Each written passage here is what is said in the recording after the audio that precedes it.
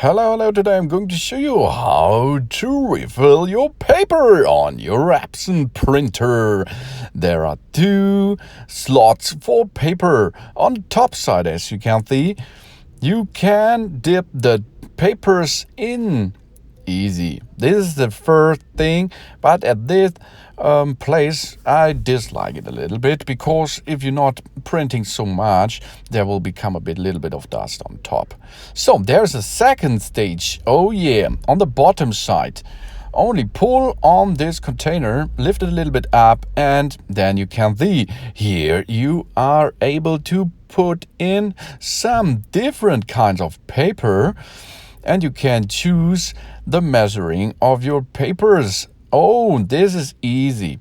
But now we are going to get, for example, a DIN A4 paper in it. So now you can see it is in. Now we dip or place back the container in position. Job's done. Easy going. Now we are able to print up and down.